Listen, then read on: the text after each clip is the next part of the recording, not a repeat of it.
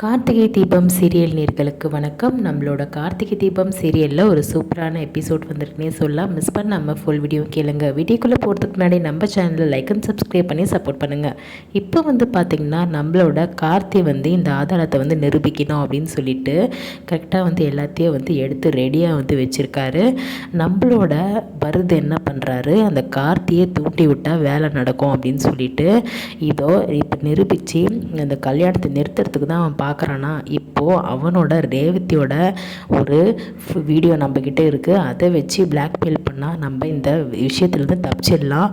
அது மட்டும் இல்லாமல் கல்யாணமும் பண்ணிக்கலாம் அப்படின்ற மாதிரி சொல்கிறாங்க. என்னை பற்றின விஷயம் தெரிஞ்சால் தானே அவன் இந்த மாதிரி வீடியோ ஆதாரத்தை வெளியே விட்டு நம்மளை பற்றி வெளியே சாமுண்டீஸ்வரி கிட்டேயும் எல்லாரையும் அரெஸ்ட் பண்ணுவான்னு சொல்லிட்டு நம்ம நினச்சிட்ருக்கோம். அவனை எப்படியாச்சும் மடக்கணும்னா ரேவதியோட வீடியோ அவனுக்கு அமுச்சு மிரட்டினாதான் வேலைக்காகும் அப்படின்னு சொல்லிட்டு இப்போது மருது என்ன பண்ணுறாரு, கார்த்திகை ஃபோன் பண்ணுறாரு. ஃபோன் பண்ணிவிட்டு இந்த மாதிரி உனக்கு எவ்வளோ தைரியம் இருந்தால் என்னை பிடிக்கிறதுக்கோசம் நீ இந்த மாதிரி பிளான் பண்ணி ஒரு பொண்ணை அனுப்புவ அப்படின்னு சொல்லிட்டு சொல்லும்போது, நீ என்ன வேணால் சொல்லிக்கோ, இப்போது உன்னோட வீடியோ ஆதாரம் என்கிட்ட இருக்குது, நீ அந்த பொண்ணு எதனா பண்ணினா நான் இந்த வீடியோ ஆதாரத்தை வெளியே விட்டுருவேன் அப்படின்னு மிரட்டும் போது நம்மளோட மருத்து என்ன சொல்கிறாருன்னா, நீ வீடியோவை ஏதாச்சும் லீக் அவுட் பண்ணினா நான் என்ன பண்ணுவேன்றத உன்னோட வாட்ஸ்அப்பை ஆன் பண்ணி வீடியோவை பாரு அப்படின்னு சொல்லும்போது இப்போது ரேவதியோட வீடியோ நம்மளோட மருதுகிட்ட இருக்குது. அந்த வீடியோவை ரேவதி ஆல்ரெடி ட்ரெஸ்ஸு கடையில் அவங்க ட்ரெஸ் மாற்றும் போது எடுத்த வீடியோவை நம்ம மருது வச்சுருக்காரு. இப்போது மருது என்ன சொல்கிறாருன்னா, நீ இந்த வீடியோ ஆதாரத்தை என்னை பற்றின விஷயத்த சாமுண்டீஸ்வரிக்கிட்டேயோ இல்லை போலீஸ்கிட்ட கொடுத்து எதனா தில்லுமுள்ளு பண்ணணும்னு நினச்சின்னா நான் உன்னோட ரேவதியோட வீடியோவை நான் அமுச்சு விட்டுருவேன், நெட்டில் போட்டு விட்டுருவேன். அதுக்கப்புறம் இந்த கல்யாணம் நடக்குதோ இல்லையோ அது ரெண்டாவது விஷயம். நான் போலீஸ்கிட்ட மாட்டாமல் இருக்கணும். என்னோட நெட்வொர்க் யாருமே மாட்டக்கூடாது. நீ ஏதாச்சும் பண்ணினா நான் இதை தான் பண்ணுவேன் அப்படின்ற மாதிரி சொல்லுவாங்க. அது மட்டும் இல்லை, உன் கூட ஒருத்தி இப்போது தூது போய் சேர்ந்து வேலை பார்த்தால, அதாச்சும் என்னை கண்டுபிடிச்சி மாட்ட வைக்கணும்னு சொல்லிட்டு ஒருத்தி வந்தாலே அவளோட வீடியோவும் சேர்த்து நான் நெட்டில் போட்டுருவேன் அப்படின்ற மாதிரி மிரட்டுறாரு.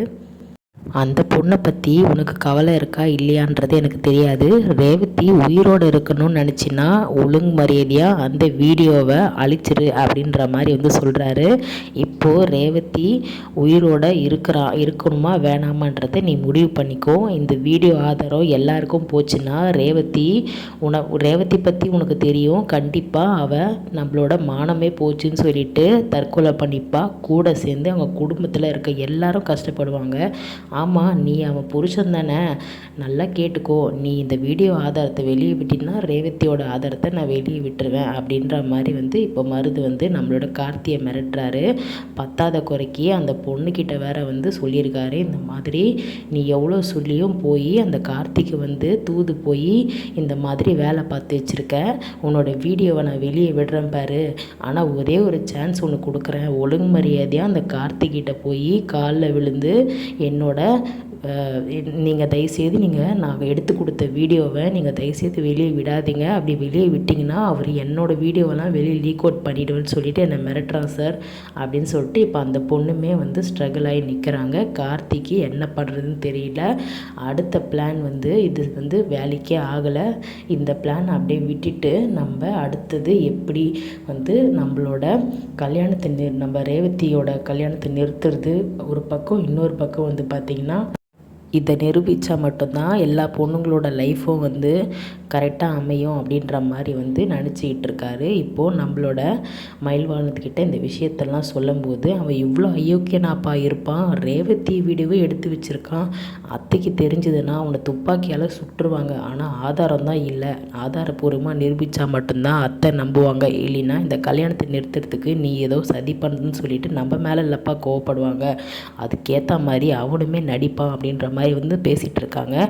ஆமாங்க, இப்போது இந்த வீடியோ ஆதாரம் வச்சு நம்ம பொண்ணுங்க கிட்ட சொல்லி அவனை வெளிக்கொண்டு வரணும்னு நினச்சோம், அவனோட ஒரு அயோக்கியத்தனத்தை. ஆனால் அது முடியாமல் போயிடுச்சு. பத்தாத குறைக்கு ரேவதியை வேறு இப்படி வீடியோலாம் எடுத்து வச்சு வெளியே விட்டுருவேன் அப்படின்னு சொல்லிட்டு மிரட்டுறான். நம்ம இந்த ரூட்டை அப்படியே கேன்சல் பண்ணிவிட்டு இப்போ அடுத்தது முருகன் எங்கே இருக்கான் அப்படின்றத நம்ம தேடி கண்டுபிடிக்கணும். ஏதாவது ஒரு தடையும் கண்டிப்பாக கிடைக்கும். என்ன பண்ணுறதுன்னு சொல்லிட்டு யோசிப்போம் அப்படின்னு சொல்லிட்டு தேடி இப்போது நம்மளோட மரத்துக்கு கீழே இருக்க முருகனை வந்து கண்டுபிடிக்க போகிறாங்க, மயில் வாகனமும் அதுக்கப்புறம் கார்த்தியும். ஸோ நெக்ஸ்ட்டு என்ன நடக்க போகுதுன்னு சொல்லிட்டு வெயிட் பண்ணி பார்க்கலாம். நம்மளோட ப்ரோமோ ரிவ்யூ பிடிச்சிருந்தா லைக் அண்ட் சப்ஸ்கிரைப் பண்ணி நம்ம சேனலுக்கு கண்டினியூஸாக ஆதரவு கொடுங்க. தேங்க்யூ.